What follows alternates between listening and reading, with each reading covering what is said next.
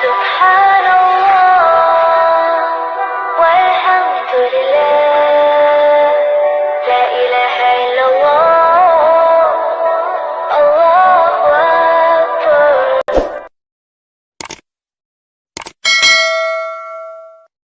اعوذ باللہ من الشیطان الرجیم بسم اللہ الرحمن الرحیم یا قومی لا اسألکم علیہ اجرا ان اجری الا علی الذی فطرنی افلا تعقلون ویا قوم استغفروا ربکم ثم توبوا الیہ یرسل السماء علیکم مدرارا ویزدکم قوة الی قوتکم ولا تتولوا مجرمین. صدق اللہ العظیم.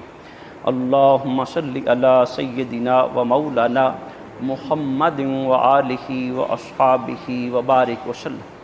اے میری قوم، میں تم سے اس تبلیغ پر کسی اجرت کا سوال نہیں کرتا. میری اجرت صرف اس کے ذمہ کرم پر ہے جس نے مجھے پیدا کیا. کیا تم عقل سے کام نہیں لیتے؟ اے میری قوم، تم اپنے رب سے مغفرت طلب کرو، پھر اس کی طرف توبہ کرو. وہ تم پر موسلا دار بارش بھیجے گا اور تمہاری قوت میں مزید طاقت کا اضافہ کرے گا، اور مجرموں کی طرح حق سے پیٹھ نہ پھیرو. پیارے ہود علیہ السلام کا ہم قرآن مقدس میں واقعہ پڑھ رہے ہیں. سورہ ہود میں سے پیچھے ہم نے پڑھا کہ اللہ سونے نے قوم عاد کی طرف ان کے بھائی ہود کو اپنا پیغمبر بنا کر بھیجا، اور انہوں نے ان قوم والوں کو دعوت دی کہ اللہ کے سوا کسی کی عبادت نہ کرو. آپ علیہ السلام نے ان کو یہ بھی کہا کہ جو میں تم میں اللہ کی بارگاہ سے فریضہ تفویض کیا ہوا سر انجام دے رہا ہوں، میں نبوت کا پیغام، توحید کا پیغام، دین اسلام کا پیغام دے رہا ہوں، میں اس پر تم سے کوئی اجر نہیں مانگتا. ہم قرآن مقدس کے اس فلسفے کو جو انبیاء علیہ السلام کی نسبت سے اللہ سونے نے قرآن میں بار بار بیان فرمایا، اور ہم سید کونین علیہ السلام کی بارگاہ سے بھی وہ واقعہ جانتے ہیں جب ابو جہل ٹولے کا وفد میرے محبوب علیہ السلام کی بارگاہ میں آیا.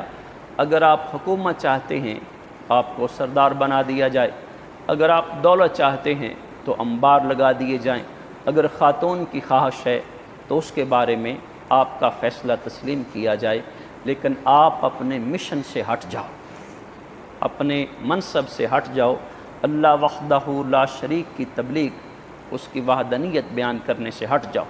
ہم دیکھتے ہیں کہ میرے محبوب علیہ السلام نے کس طرح ان کی ان سب پیشکش کیے جانے والی سب چیزوں کو ٹھکرا دیا. یہ ایک انسان سمجھنے پہ آئے نا تو بہت غور طلب بات ہے. انبیاء علیہ السلام نے، سب نبیوں نے ایسے کہا کہ ہم اے قوم والو تم سے اجر نہیں مانگتے. جب ایک پیغمبر ہے، ایک نبی ہے، وہ قوم سے کسی چیز کا مطالبہ نہیں کر رہا، کسی بھی نوعیت کی ان سے کوئی سفارش، کوئی ڈیمانڈ، کوئی مطالبہ نہیں ہے، اس کی کوئی طلب نہیں ہے، اور بغیر کسی دنیاوی طلب کے وہ اپنے سارے قوم والوں کے خلاف کھڑا ہو جاتا ہے جو ناحق ہوتے ہیں.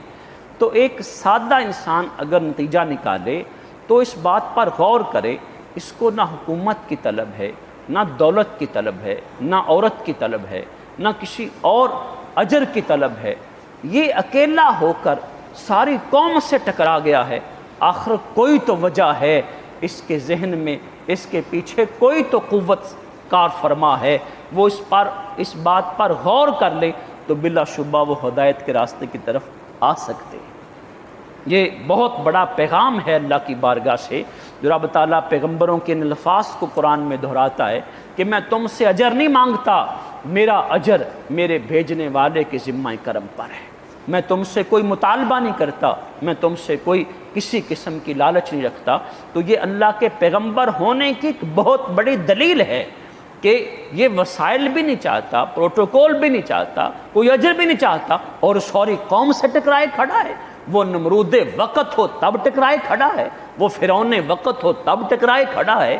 وہ سارے وسائل جو قوم عاد تھی، تفسیروں میں لکھا ہے بڑے گران ڈیل تھے، یہ معاشی طور پر بڑے سٹرانگ تھے، یہ اپنے آپ کو قوت میں اپنے سے کسی کو ثانی سمجھتے نہیں تھے۔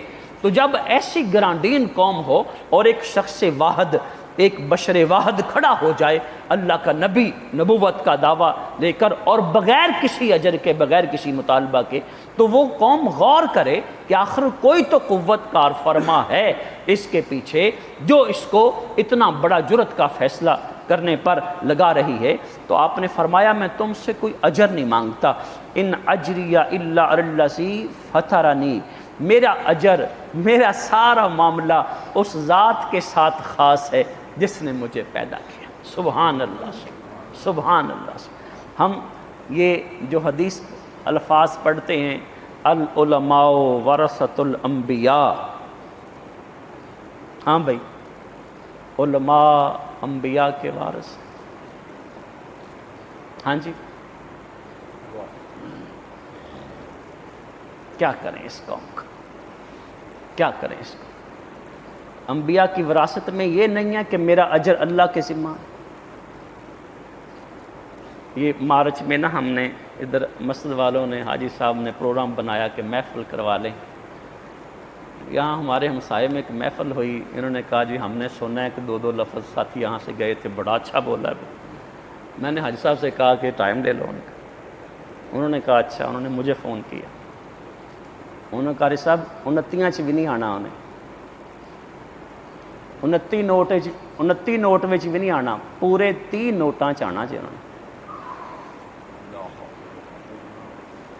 کہ تسی سفارش جو کچھ مرضی کر لو، یعنی 29 نوٹ ذہن نہ رکھو، 30 فگر آؤ دا تے 30 ہی آنا جی۔ اپنے ساتھیوں نے مشورہ کرو، پلس پلس میاں صاحب، پلس پلس پلس۔ رب کا قرآن کہتا ہے لا اسألکم علیہ اجرا، یہ تہاڈے واسطے ہے، عوام واسطے ہے کہ اسی کوئی اجر نہیں لینا، اسی مسجد کی خدمت کرنی اللہ واسطے، اسی درس کی خدمت کرنی اللہ واسطے، مولویو اسی خدمت کرنی ہے، اسی نعت پڑھنی ہے، اس تقریر کرنی ہے پیسے واسطے، یعنی تہاڈے واسطے، عوام واسطے ہوگا بھی او اللہ دے واسطے خدمت کرو، اللہ کی رضا کو سامنے رکھو، دکھاوا نہ دکھلاؤ، ریاکاری نہ کرو، یعنی ہم تو حال مچائیں تمہیں اخلاص دینے کے لیے، جب اپنی باری آئے بھی میں 29 نہیں آنا، میں 30 آنا۔ پھر یہ میں نے کم فگر کہا، ہم جانتے ہیں فلاں 40 سے نیچے نہیں آتا، فلاں 50 کے نیچے نہیں آتا، فلاں 2 لاکھ سے نیچے نہیں آتا، ہم جانتے ہیں اس کو۔ یعنی یہ وہ طبقہ ہے سچ، تب سے میں اس حضرت صاحب کا نام لوں تو یہ کئی آپ میں سے کئی کہیں گے یار وہ تو یار کیا کمال کے حضرت صاحب ہیں، اور جب انہوں دی منہ ڈنڈا پھیرا تو وہ بھی کہنا میں 29 نہیں آنا، میں 30 دے 30 لینے۔ یعنی ہم کیا کر رہے ہیں، کیا معاملہ ہمارا ہو گیا ہے؟ تو وہ سارا اخلاص، وہ سارا معاملہ، وہ سارا قرآن سنانا، وہ سارا دین متین کا سارا تبلیغ کا سلسلہ وہ کہاں چلا گیا؟ یعنی ہم آ جا کے بیچنے پہ ہی آ گئے۔ ہم جانتے ہیں کئی مساجد میں ایسے ہوتا ہے، عید پڑھی ہے وہ جی 40,000 روپیہ، میں تے لکھ تو تھلے عید نہیں پڑھانی، لاکھ روپیہ کرو تو عید کھڑی ہونی۔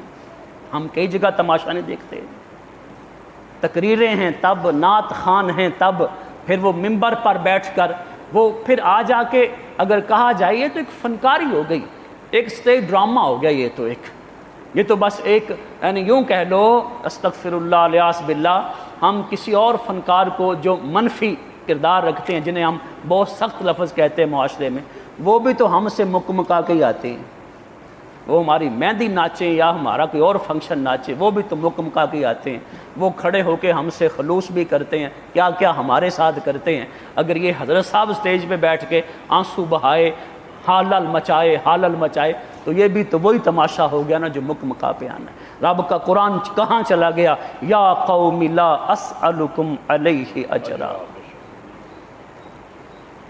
ہائے ہائے، یعنی ہم کیا کیا پھپھولے پھولیں اس قوم کے سامنے، کیا کیا پھپھولے، ہم کدھر جائیں؟ مولوی صاحب اگر 40,000 50,000 نہ لے کے جان گے ਇਹਦਾ ਮਤਲਬ ਆ ਸ਼ਾਮ ਨੂੰ ਬੱਚਿਆਂ ਨੇ ਭੁੱਖੇ ਮਰ ਜਾਣਾ। लोगों रब पे भरोसा करो, अल्लाह पे तवक्कल करो, वो राज़िक है। यही हमारे नारे तो यही होते हैं ना स्टेज पे बैठ के। हाँ, अल्लाह पे भरोसा करो, अल्लाह पे तवक्कल, वो राज़िक मुतलक है। इनका राज़िक मुतलक है, तेरा नहीं, तेनू नहीं देना होने, या तेनू नहीं देन दिया हो, तेरे बच्चे भुखे पैन दे। और फिर तू, और हम जानते हैं मियाँ साहब साल 2 साल इनके पास टाइम नहीं, इनकी डायरियाँ फिल है, सुबह भी, दोपहर भी, शाम भी, असर भी, 4 भी, एक दिन में पता नहीं कितनी। और फिर वो सारे के सारे फिर इन्होंने मस्जिदें क्यों संभालनी है? इन्होंने इंतज़ामिया की बातें क्यों सुननी है? इंतज़ामिया की बातें तो वो सुनेगा ना जिसको मजबूरी होगी, जो सुबह से शाम तक एक बाबे की बात भी सुनेगा, एक बच्चे के नखरे भी उठाएगा। इन्होंने सुबह से शाम तक महफिलें पढ़नी हैं। अब मौलवी साहब तो वो जो वजीफ़ा लेते हैं ना, उसमें से भी कैसे कवायद करनी, ये एक रास्ता हो गया। और इतना पैसा इकट्ठा करके ये सेंटर बना रहे हैं, इस्लामिक सेंटर बना रहे हैं। यानी हम बहुत बड़े एक गौर तलब इस मुआशरे में। लोगों सुनो, खुदा दी इज्जत दी कसम, कसूर साडा जी, कसूर साडा जी, कसूर साडा। साढ़े सामने बैठ के मौलवी जी मैं इंज करना है, वो डंडा चढ़ लिया स्टेज पे, एक कौम नारा तकबीर, नारा रिसालत, वेला से। नहीं, हमें ये जो पढ़ा लिखा बाशूर तबका वो तो मर गया ना था, वो तो उठेगा, लो जी ये फलां फितना हो गया, फलां फितना हो गया, फलां फितना। नहीं, हम किस रवश में बह गए हैं, हम किस रवश में बह गए हैं, हम किस, यानी मैं कहूँ कि हमारा उस महफल का जी जो साहबका महफल वाले तो उसने कारी साहब कम अज़ कम 1.5 तो 2 लाख रुपए तुसीं इंतज़ाम करो तो महफल दा सोचो, वरना महफल दा ना सोचो। बोलो की करिए, क्या करें ऐसे? वो अल्लाह सुना फरमाता है कि मेरा पैगंबर कहता है, इन अजरिया इल्ला अल्लज़ी फतरनी। जो मेरे जहन में सादा लॉजिक है ना, मेरे जहन में सादा लॉजिक, अगर हम दूर से हज़रत साहब को बुलाते हैं और उसका ख़र्चा होता है, गाड़ी का आने जाने का किराया, इस पर भी बात करता हूँ। अभी रिसेंटली मियाँ साहब तशरीफ़ लाए थे, बुज़ुर्ग आदमी हो गए, अब सीढ़ियाँ नहीं चढ़ सकते। सच, हमने लाहौर जाने के लिए उनको, मेरे साथ यहाँ हमाद था और एक साथ और लड़का था, हमने उनको बस पे बैठाया। आगे भी जिन रिसीव करना है उनकी अपनी गाड़ियाँ हैं, और नहीं भाई ऐसे बात है। हमें जब बात करेंगे ना, अब हम ज़िद कर लेते हैं कि मेरे साहब गाड़ी पे, वो ऐसे है अभी जो गाड़ी पे ख़र्चा करना किसी और दीनी काम में खर्च कर। मैं किराए पे लगा के आ जाऊँगा, मैं बस पे आ जाऊँगा, कोई बात नहीं। जो आपने ये किराया 2-4 हज़ार रुपया गाड़ी वाले को देना, ये किसी और दीनी काम में खर्च कर। ये मियाँ शबास हैदर अपने अगले दिन वफद ये गया कराची, अतार साहब मदद जिलाली को मिलने के लिए जहाज़ के, उन्होंने जाके मिले, उन्होंने कहा कि भाई ऐसे है तुम ट्रेन पे आ जाते, जो प्लस में बचता वो किसी दीन के काम में खर्च कर देते। यानी हम इखलास वालों को देखें कि भाई तुम जहाज़ के टिकट लेके आए हो, इतना खर्चा करके आए हो, तुम 25 बंदे, तो तुम ट्रेन पे आ जाते 2000 किराया दे के, वहाँ 24 हज़ार रुपये दे के आए हो, तो बाकी किसी दीनी काम में मसरूफ़ कर देते। यानी हम तो ये बुज़ुर्गों का हम पाते हैं, हम ये पाते हैं। तो लेकिन अब हमारा हाल कैसा हो गया है, ये मैं फिर कह दूँ, मैं फिर कह दूँ, मैं फिर कह दूँ, कसूर हमारा है। ये सब इन्हें डंगरानों से पीर बना लिया, इन्हें किराए दे खाते से अलामा साहब बना लिया। कसूर हमारा है, कसूर अगर हम देखें तो हम गौर तलब बात करें। अल्लाह सुना हमारे अफ़ला ताक़िलून, अल्लाह फरमाते तुम अकल नहीं करते, तुम अकल के रास्ते में। रब ताला हमें अपनी रहमत अता फरमाए।